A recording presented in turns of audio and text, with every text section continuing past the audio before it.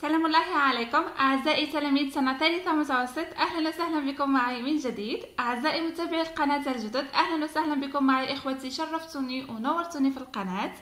ما تنسوش من فضلكم دعم القناة بالضغط على زر الاشتراك وكذلك تفعيل الجرس حتى يصلكم جديد الدروس بإذن الله. اليوم أحبتي راني عند وعدي لكم إن شاء الله راح نشوفوا مع بعض نموذج للفرد الأول الخاص بالثلاثي الأول للسنة الثالثة متوسط. تبعوا معايا فقط أحبتي وركزوا معايا، يعني الفرد راهو يكون سهل بإذن الله. وهذا النموذج يعني جميع الفروض راح تكون بهذا الشكل. راح يعطيكم يعني نص وأسئلة يعني عادي جدا، فقط لازم عليكم تركزوا وتراجعوا معنا. تابعوا معي. نبدأ مع بعض. Thierry, un bus chute dans un ravin à Gertoufa. 19 morts et 30 blessés. هذا هنا عندنا لو تيتر اللي هو العنوان. تيارت هي ولاية تيارت. حافلة تسقط في واد أو في يعني مكان عميق في منطقة جرتوفا. 19 شخص يعني ماتوا أو متوفي و30 شخص جرحوا. تابعوا معي أحبتي، نبدأ مع بعض. Thierry, un bus chute dans un ravin à Gertoufa. 19 morts et 30 blessés. تيارت هي ولاية تيارت. حافلة تسقط في واد في منطقة جرتوفا. 19 شخص توفوا و30 شخص جرحوا. 19 personnes ont été tuées et 30 autres blessées suite à la chute d'un bus dans un ravin survenu hier matin aux environs de 2 heures du matin à Gertoufa, à la sortie ouest de la ville de Tiaret. A-t-on appris auprès des services de la wilaya. هنا عندنا 19 شخص ماتوا و30 آخرين يعني جرحوا تبعا أو بسبب سقوط حافلة في واد وقعت البارحة صباحا حوالي الساعة 2 صباحا في منطقة جرتوفا في المخرج الغربي لولاية تيارت على حسب مصادر الولاية. Le conducteur du bus venant de Hassim Saoud en direction d'Oran aurait perdu le contrôle de son véhicule au niveau d'un virage avant de tomber dans un ravin, a précisé la même source. يعني سائق الحافلة القادم من منطقة حاسم سعود يعني في جنوب الجزائر متجها إلى ولاية وهران فقد التحكم في مركبته على مستوى منعرج يعني قبل السقوط في الواد. يعني ذكرت نفس المصادر. Les blessés ont été évacués à l'hôpital Youssef Damarji de la ville de Tiaret. المجروحون يعني أو المصابين أسعفوا إلى مستشفى يوسف دمرجي في ولاية تيارت. Parmi les blessés, 3 se trouvent dans un état grave. يعني من بين المصابين 3 منهم راهم موجودين في حالة خطيرة. Une enquête a été ouverte pour déterminer les circonstances exactes de cet accident. يعني une enquête اللي هو تحقيق فتح حتى يحدد الأسباب الدقيقة لهذا الحادث. هنا عندنا أغل الأجواء 25 مارس 2012. هنا عندنا مصدر هذا النص وتاريخ صدور المقالة. أحبتي، هذا فيما يخص النص. راح نشوفوا الأسئلة مع بعض. ركزوا جيدا معايا في الأسئلة، لأن هذه الأسئلة راهي تتكرر دائما، خاصة فيما يخص compréhension de l'écrit، يعني فهم النص.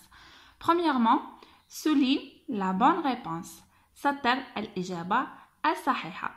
Ce texte est، هذا النص هو A. un dialogue، حوار. B. un article de presse، يعني مقالة صحفية. C. une lettre، أو هي رسالة. أنا فقط يعني يوجد خطأ مطبعي. دونك لهنا هاد لي زارتيكل تاع لو في ديفير هي ديما تكون ان ارتيكل دو بريس، يعني مقالة صحفية، لأنه هاد الأحداث دائما راح نوجدوها في الجرائد. فوالا، دونك لا بون ريبونس هي ان ارتيكل دو بريس. B. dans quelle rubrique du journal peut-on le classer؟ في أي زاوية من الجريدة يمكن أن نصنف هاد النص؟ اسكو هنا راح نحطوها في زاوية ليكونومي اللي هي الاقتصاد. ب. لو في ديفير هي الأحداث. سي. سبور رياضة. دي. بوليتيك أو هي الزاوية السياسية. دونك لهنا لا روبريك اللي نحطو فيها هاد الارتيكل هي لا روبريك دو في ديفير، يعني زاوية الأحداث. فوالا، هنا ممكن يحط لكم اقتراح آخر اللي هي سوسيتي. كذلك هاد الحوادث نحطوها في لا روبريك سوسيتي، فوالا، لأنها خاصة بالمجتمع. Après, dans quelle catégorie peut-on le classer؟ يعني في أي صنف يمكن أن نصنف هاد النص؟ اسكو هي insolite ou accident ou méfait؟ الانسوليت كما شرحنا في فيديو المراجعة هي الأحداث الغريبة أو غير المألوفة. لاكسيدون هي الحادث. ميفي هي الفعل المفتعل أو الجريمة. دونك كما شفنا في النص ce texte est un accident. فوالا، هنا الإجابة الصحيحة هي accident. Deuxièmement, lis le texte et complète le tableau. اقرأ النص ثم أكمل هذا الجدول. كما راكم تلاحظوا هذا الجدول عندنا فيه مجموعة من الأسئلة لازم عليكم تجاوبوا عليها بكل اختصار. فوالا، هنا عندنا أو، الحين فقط نعاودوا نشوفوا النص. أو عندنا المكان بالضبط à Gertufa à la sortie ouest de la ville de Tiaret. هنا راح نذكروا المكان اللي وقع فيه الحادث. لازم عليكم أحبتي تقراو جيدا النص وتفهموه. كان يعني متى، هنا راح نذكروا الزمان. كذلك راح نشوفوها هنا في النص hier matin aux environs de 2 heures du matin. فوالا، هذا هو زمان وقوع الحادث. quoi يعني ماذا حدث؟ un bus chute dans un ravin. فوالا، هنا شوفوا معايا la chute d'un bus dans un ravin، هذا هو الحادث الذي وقع. يعني هاد الأسئلة en général يعني راح تلقاو الأجوبة تاعهم كامل هنايا في la première partie. فوالا، هنا quoi يعني قلنا سقوط الحافلة في الواد. pourquoi هنا راح نذكروا أسباب الحادث. هنا كذلك في الفقرة الأولى راح نشوفوا le conducteur du bus venant de Hassim Saoud en direction d'Oran aurait perdu le contrôle de son véhicule. يعني سائق الحافلة فقد السيطرة أو فقد التحكم في مركبته، وهذا هو سبب وقوع الحادث. هنا ممكن تكملوها، يعني تقولوا le conducteur du bus aurait perdu le contrôle de son véhicule au niveau d'un virage. voilà، au niveau d'un virage. هنايا هذا هو السبب اللي راح نكتبوه. هنا فيما يخص les conséquences يعني نتائج هذا الحادث، يعني كما شفنا هنايا في لو تيتر ولا لهنا في اعتذر في الأول 19 personnes ont été tuées et 30 autres blessés، يعني 19 شخص ماتوا و30 جرحوا. عفوا هنا ممكن نضيفو 3 se trouve dans un état grave، يعني 3 من المصابين موجودين في حالة خطيرة. دونك هادو هما لي كونسيكونس تاع هاد لاكسيدون، راح نكتبوها في هاد الخانة من الجدول. كما شفتوا معايا احبتي، يعني هذا النوع من الجداول راهو سهل، فقط لازم عليكم تجاوبوا باختصار. يعني لما تفهموا النص ولما تبداو تقراو في النص حاولوا تركزوا على هاد العناصر، يعني المكان، الزمان، ماذا حدث، وسبب وقوع الحادث ونتائج الحادث، يعني باش تجيكم سهله انكم تكتبوا هاد الجدول. احنا نواصل. troisièmement répond par vrai ou faux، أجيب بصحيح أو خطأ. dans cet accident il y a 2 morts، في هذا الحادث يوجد شخصان يعني ماتوا. هنا كما شفنا في النص يوجد 19 شخص ماتوا، دونك هنا سي فو. ب 3 blessés se trouvent dans un état grave، 3 من المصابين موجودين في حالة خطيرة. هذه كذلك شفناها في النص اهي صحيحة، دونك هنا فو وهنا vrai. نواصل. quatrièmement comment est écrit le titre par rapport au texte et pourquoi، يعني هذا السؤال بالنسبة للعنوان، كيف كتب هذا العنوان بالنسبة للنص ولماذا. هنا لاحظوا هذا هو لو تيتر كما راكم تشوفوا معايا، هذا هو العنوان. لو تيتر est écrit en gras، يعني مكتوب بخط سميك و يعني أسود سميك. pour attirer l'attention des lecteurs، حتى يجذب انتباه القراء. فوالا هذا يعني كما شفنا في الدروس لو تيتر دائما ما نديروه بهذا الشكل، يعني حتى يلفت الانتباه ويجذب عفوا القراء. Donc la bonne réponse هي le titre est écrit en gras pour attirer l'attention des lecteurs. فيما بعد أحبتي راح نخلي لكم الأجوبة مكتوبة يعني حتى تستفيدوا منها أكثر. Numéro 5 conjugue les verbes entre parenthèses، صرف الأفعال الموجودة بين قوسين. nous féliciter le gagnant de la course، نحن نهنئ الفائز في السباق. دونك لهنا رايحين نصرفوها. أعتذر فقط أحبتي، هنا السؤال كان ناقص. conjugue les verbes entre parenthèses au passé composé، هنا عطانا هاد الفعلين عفوا ورايحين نصرفوهم في le passé composé. دونك عندنا هنا nous avons félicité le gagnant de la course. هنا le verbe féliciter c'est un verbe du premier groupe وهو يصرف مع l'auxiliaire avoir. Donc تولي nous avons félicité le gagnant de la course. Vous enrichir votre vocabulaire en lisant le journal، يعني أنتم تثرون رصيدكم اللغوي بقراءة الجريدة. عندنا le verbe enrichir c'est un verbe du deuxième groupe، راح نصرفوه مع vous. enrichir راح يتصرف مع l'auxiliaire avoir، تولي vous enrichissez votre vocabulaire en lisant le journal. voilà. هنا أحبتي هاد المثالين عطاهنا يتصرفوا مع l'auxiliaire avoir. donc par rapport le participe passé يعني مش راح يكون un changement، مش راح يكون un accord، ولكن انتبهوا جيدا إذا كان الأفعال تصرف مع l'auxiliaire être لما تديروا le participe passé انتبهوا جيدا للسوجي تاعكم، لازم تديروا له l'accord كما ذكرت لكم في شرح درس le passé composé. يبقى لنا هنا أحبتي السؤال الأخير اللي هو الوضعية الإدماجية.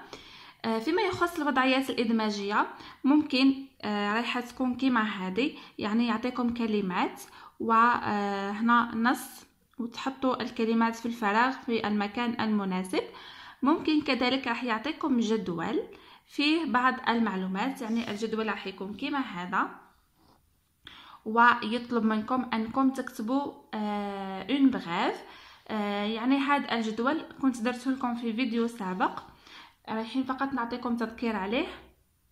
شوفوا معايا هنا أحبتي هذا الجدول اللي كنا شفناه مع بعض.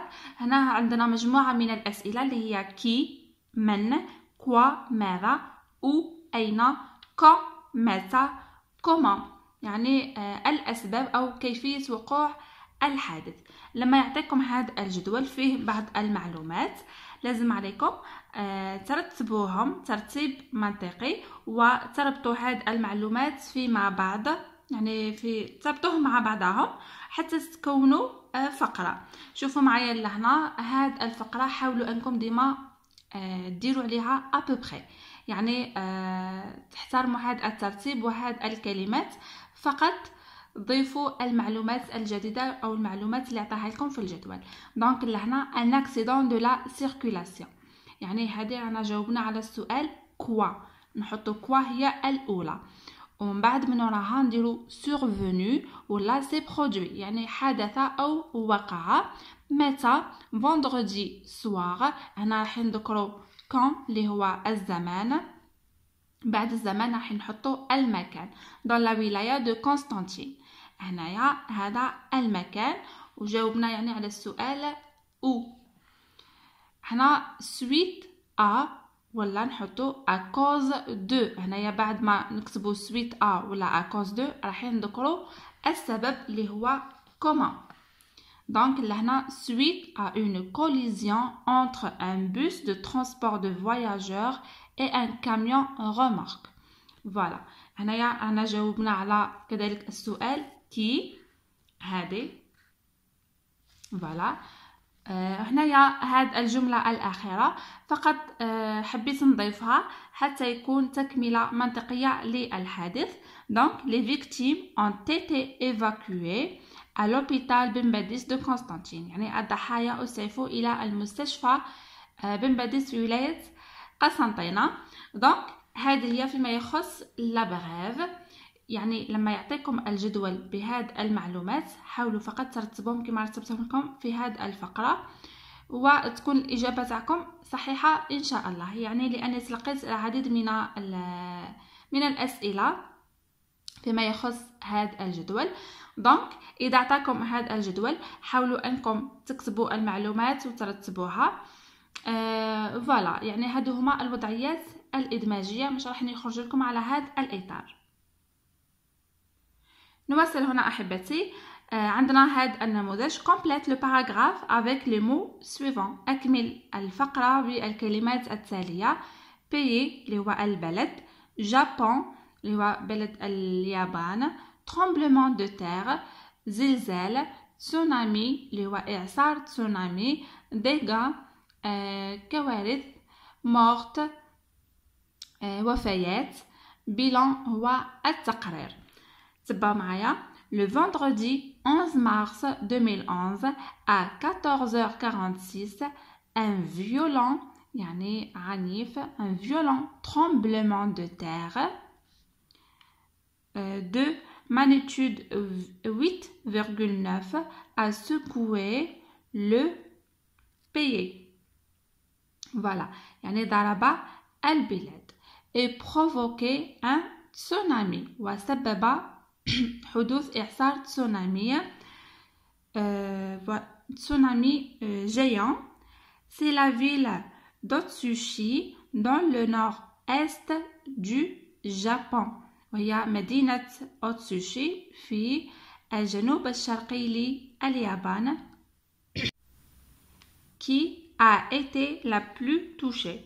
Selon un bilan provisoire, 3373 personnes sont mortes. يعني حسب تقرير مؤقت 3373 شخص ماتوا et 6746 sont portés disparus و 6746 شخص يعني كانوا في عداد المفقودين. Les dégâts matériels sont considérables والخسائر المادية كانت معتبرة. فوالا أحبتي هذا فيما يخص الوضعية الإدماجية. راح نعطيكم الحل تاعها كما راكم تشوفوا. هذه كذلك راح ممكن تعتبروها une brève فوالا لا بغيف كما راكم تشوفوا أنا ذكرنا الزمان، المكان، ماذا حدث وكيف حدث وبعض النتائج. فوالا يعني هذه هي الإجابة. حاولوا يعني ديروا كابتشور ديكران ولا ديروا باوز وتكتبوا الأجوبة. فوالا راح نشوفوا الأجوبة كذلك من الأول. دونك عندنا لهنا الإجابة تاع السؤال الأول، السؤال الثاني فوالا هادو كما راكم تشوفوا معايا. كذلك فيما يخص الجدول فوالا كذلك هنا هذا السؤال كما راكم تشوفوا يعني الأسئلة راهي سهلة جدا، فقط لما تفهموا النص راح تقدروا تجاوبوا بكل سهولة. فوالا هذه هي الأجوبة. نتمنى أحبتي تكونوا استفدتوا من هذا النموذج. نتمنى لكم التوفيق. ننصحكم فقط انكم تراجعوا الملخص اللي حطيته لكم البارح في القناة، راح يفيدكم بزاف يعني فيه كل ما تحتاجوه من معلومات. اتمنى التوفيق للجميع مرة اخرى. اترككم في رعاية الله وحفظه وسلام الله عليكم.